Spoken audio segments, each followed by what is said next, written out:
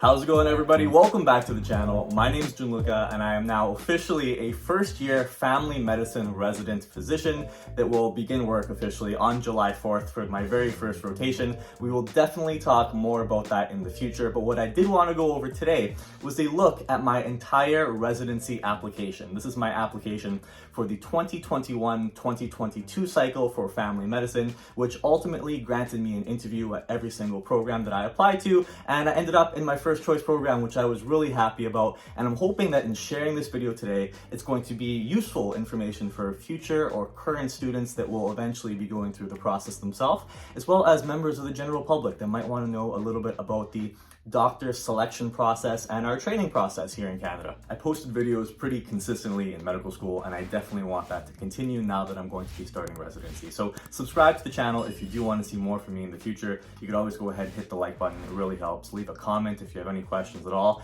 And as I continue to build up my experience working as a doctor now, I'm hoping that we could touch on all sorts of really cool and creative videos. So I broke my entire residency application down to 4 different parts. I'm going to assume that everyone watching this video has a basic understanding of what the residency application looks like here in Canada. And if you don't, it's okay, just pause this video. I made another video in the past you could go watch, and you come back here after. There will be timestamps all throughout this video, so just jump ahead to whatever you're most interested in. But we'll start off with the first section, which is my medical school transcript, what that part of the application looked like for me. Now, because the medical school transcript is an official document, I don't really want to show you the official copy. I'll try my best to copy and paste from there to give you a general idea of what it looks like. But the thing that you need to understand about medical school is that there are 2 halves to medical school. There's the pre-clerkship part, and then there is the clerkship part, and both parts get represented on your medical school transcript. A really important thing to know, though, about here in Canada is that there are no sections on this entire document for your marks that you receive in medical school. All of the Canadian medical schools at this point, I'm pretty sure, are pass-fail, which means that as long as you have been passing every single examination, which I had at the time, there is no really any specific thing to comment when it comes to your medical school transcript. There is a line that says that, for example, Gianluca Calcagno has met all expectations in an academic sense that were expected of him at this training level, and they give a brief summary of my performance in terms of different things that I did in pre-clerkship. Another important thing to know for the Canadian applications is that there is nowhere on the medical school transcript for any examinations at all. Because I am a Canadian medical graduate applying to a Canadian medical school for residency, there is no section for examinations. So there's the Step 1 exam and the Step 2 CK exam that you do down in the States. When the Americans apply to the American residency system, they have to include their marks and whether or not they pass Step 1. Here, we don't have to do that for a Canadian applying to a Canadian school. So there is no section for any exam marks. Most of us probably wouldn't even have written the Canadian board exams before we applied to residency. So that is the MCC QE1 exam. I wrote that exam after I had even matched to residency. So there is no section for that mark when I am applying.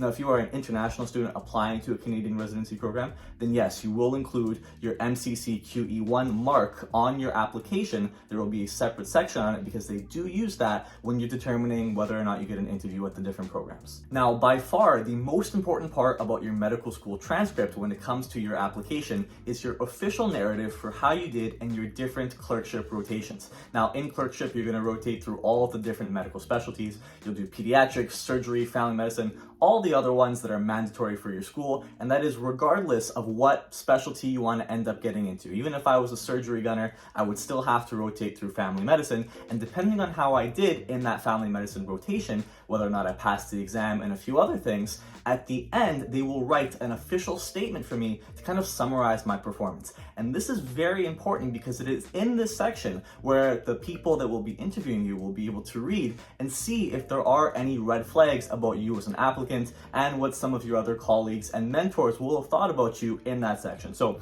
you do have to do well in not only the program that you're applying to, but also the other ones too, because even though I was a family medicine applicant and I knew that I was going to probably apply to family medicine or emergency medicine at one point, I still wanted to try my best in every single one of my clerkship rotations. And the reason is because I didn't want any red flags anywhere on there. Just for completeness, I'll go ahead and I'll read the family medicine one for you right now, and then I'll read OB or surgery. We'll see what they sound like in my own application. application. So this one here is from Family Medicine, and my official statement was that Gianluca had an excellent core family medicine rotation. He was able to see a wide variety of patients in person and virtually. He looked for more complex patients and more difficult encounters to help solidify his knowledge. He took diligent notes as is related to medical pearls and various topics that he could then read around using evidence-based tools to further his learning.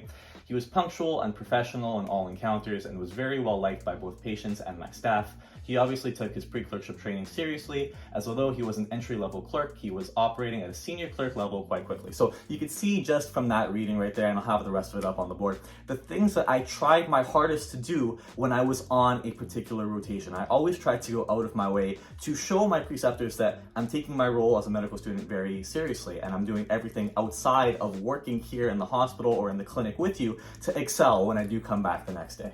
And I was really fortunate that they actually included that in my narrative, because then the people that were interviewing me got to see that when they were reading over my application. But here is now the OB one, something that I knew that I wasn't probably going to get into. So my statement here was that Gianluca performed well on his core obstetrics and gynecology rotation.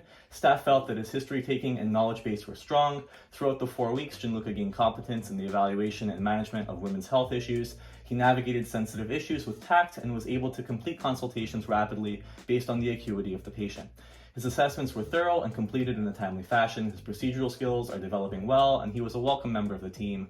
Overall, Gianluca exceeded expectations in all domains during this rotation in OBGYN and was particularly strong in his personal interactions and communication skills. So in this one right here, I was really thankful for this one as well. I think that it is a great summary of my time there, and I definitely think that as an applicant, it made me look really good that I was communicating properly with the patients and with staff. This is definitely the type of summary statement that I think that everyone should be striving for at the end of a rotation. If you do have any rotations that were subpar, you had any experiences that were, you think, probably not advantageous to you as an applicant, you're going to want to talk about those with your preceptors as early as possible so that you can work out any kinks, any problems they have with you, and vice versa, so that it doesn't actually end up on your official narrative. Now, the second part of your medical residency application is going to be your clinical electives. And we just talked about that in medical school, you're going to rotate in clerkship through all of the mandatory core rotations that your school requires of you. Whatever program you're in, the different schools have different mandatory core rotations. But then you also have room for electives.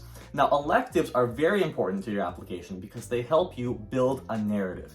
Basically, if I was applying to plastic surgery at a particular university and all of my electives, these are the rotations that I chose myself, were all for orthopedic surgery, emergency medicine, and maybe ophthalmology, it doesn't look like I am presenting myself as a plastic surgery applicant. So what you're going to want to do, especially if you're going for a very competitive medical specialty, is number one, fill your electives with different experiences that are either in the same field as where you want to end up or field adjacent. So if you want to do family medicine, then emergency medicine is a good thing to link to it that you'll see in my application here.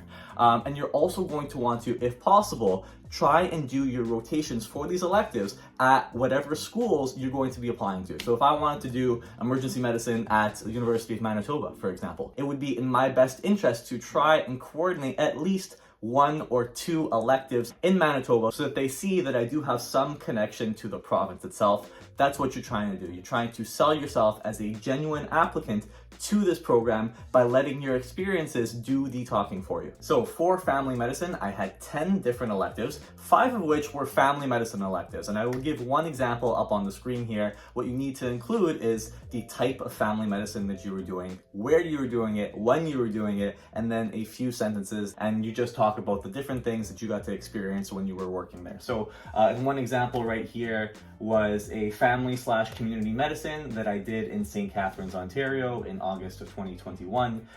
The character limit was such that I wrote improved skills regarding in-office procedures, including cryosurgery, skin lesion biopsy, and venipuncture, aided in home care visits and family discussions with acutely ill patients. Now, because I was a family medicine applicant and I did have at least 5, like 5 is a lot of electives to have have for someone that is applying to family medicine residency. But I also wanted to include some electives that showed that I was a diverse applicant, that I wasn't just pigeonholed into family medicine, and I was trying to learn things from different places that I would be able to use as a family medicine doctor one day. So to that extent, I had 3 electives in emergency medicine, 1 in orthopedic surgery / sports medicine, and 1 in psychiatry, which I thought were all really great experiences and helped me to build a stronger case about myself as an applicant to family medicine. Now, a question you might have is, what if I don't know what specialty I want to get into as I'm going through medical school and I don't have all these electives in my preferred field at the end? And to that I'll say that, I myself wasn't always 100% sure on family medicine. It was definitely somewhere up near the top, but there was times where it competed with emergency medicine. There was, and I still really do have a passion for working in the emergency room,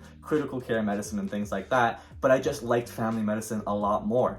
And that's why when you are going through and choosing your electives, number one, try to include things that you think might apply to different areas in your application that you'll be able to use in the future, but also never put down your experiences no matter what they were. For example, this orthopedic surgery elective that I have might not look like it was family medicine related, but a lot of my orthopedic surgery rotation was sports medicine related, and that does tie directly into family medicine. So in the little sentences that you have underneath what you did, use that time, that space to talk about how what you're doing relates to your application. Now for section number 3 of your application, this is the CV/references part of your application. I do not want to make this video any longer than it needs to be. So what I will say is that there's a lot that gets included in this particular section. I will read what I have in terms of topics, the actual event or activity that I took place in. I'm not going to stop and explain every single one, but I'll talk about how I organized it. And basically here in Canada,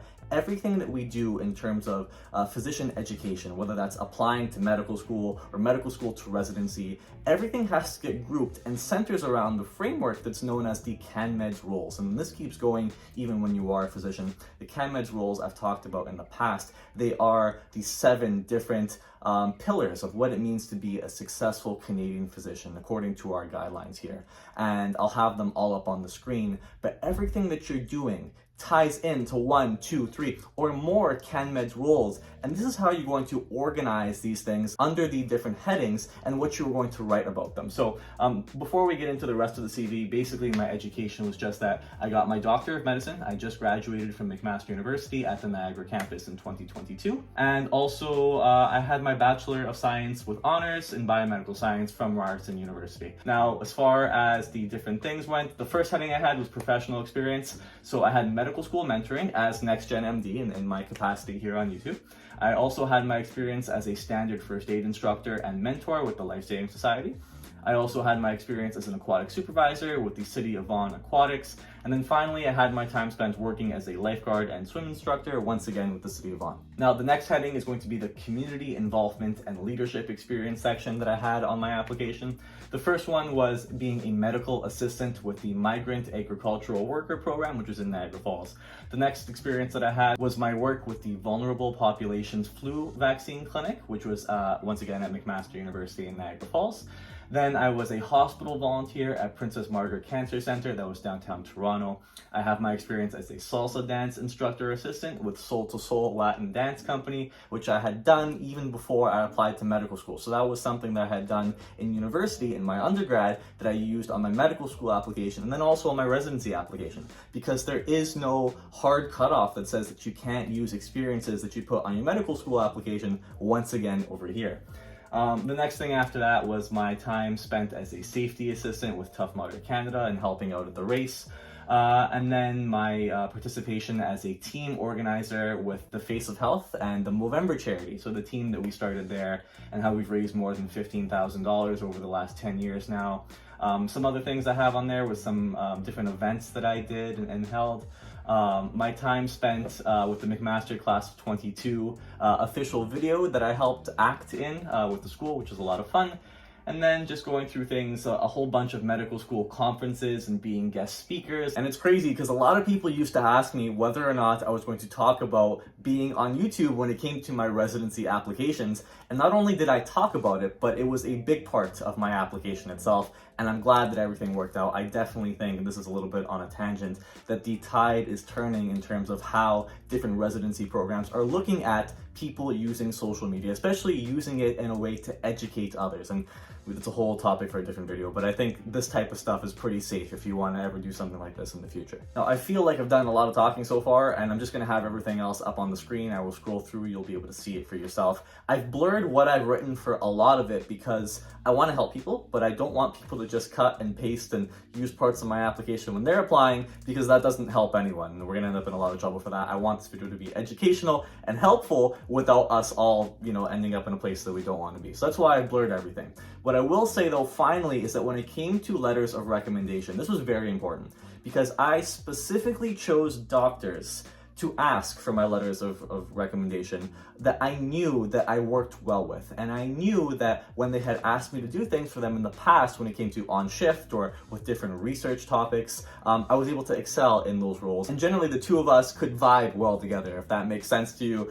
I would try to ask people right after I was done a clinical rotation with them. I normally ask for a reference letter on, the third last day or the second last day if I felt like the person had a reasonable chance of saying yes.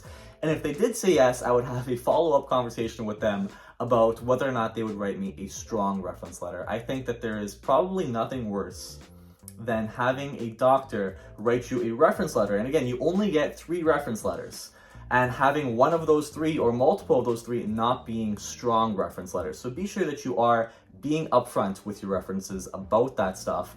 They do get asked by a lot of different people, and I think a lot of them are very honest.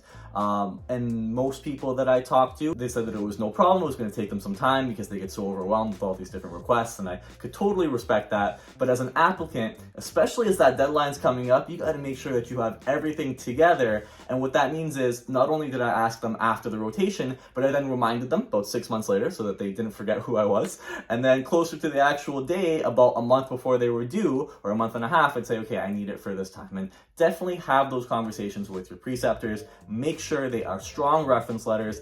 Don't go for the prestige of the doctor is my advice for the majority of the time. And finally, the last part of your application are the personalized essays. Now, this one here we're going to talk about very quickly because the personalized essays will change depending on what program you're applying to, what school you're applying to, what specialty, all of these different things, what year you're doing the application. And what you need to know is that when you are applying for residency, you are going to write a lot of essays. And depending on what specialty that is, the length and everything will change, and the requirements and the topics. So I would say to start writing your essays, months in advance. Like 2 months in advance, I think is pretty decent. It gives you a good amount of time to have everything proofread at the end. Give it to one of your friends, have them read it over as well. You proofread theirs. That's what we tried to do in medical school a lot. And then also I'll say that, just how much time you need exactly will depend on the person. I do know people in my class that literally started writing essays as soon as the topics were released for that program. So we're talking months and months in advance. I've never been that type, but if you do feel like you need that little bit of extra time, then it's up to you as to when you want to start. When it comes to the essays, you'll have to have those submitted directly to the school so they don't get kind of lumped into your CV like a lot of the other stuff we just talked about is. But I will say that in the essays, my goal was to, number 1, answer the question properly. But number 2, once again, reiterate why I would be a good fit for the school, and then also why the school would be a good fit for me, and then why I would be a good fit for that specialty and vice versa. Those were my 3 different things that I was trying to do, if that was possible with the question they were asking. All right, guys, and that is the entire video. That was a lot, but the process is long. It's a lot of work when it comes to applying for residency. And one of the questions that I had when I started writing my residency application, putting everything together, was how long I was going to need to formulate and put everything together. And the estimation that most people will say is that it takes about 50 hours for the average applicant to put together a solid application. And I mean 50 hours of sit down and actual work, because sit down and YouTube and this, that, and the other thing, you're studying for other exams or whatever. it could turn into a lot longer than that. But 50 hours, I would say, is pretty good in terms of how many hours I myself spent between editing and everything like that. I do know people that took longer than that. Some of my friends said about 75 to 80. I guess it also depends on if you're applying to multiple specialties at the same time, how many essays are expected from you, because those could take a long time, and revising those as well. But anyways, I hope the video was helpful for someone or multiple people that are applying for residency right now, or that want to learn a little bit more about this topic in the future. We're going to talk about so much more as time goes on. But if you have any questions at all, put them in the comment section below. And thanks for stopping by today. Everyone, take care.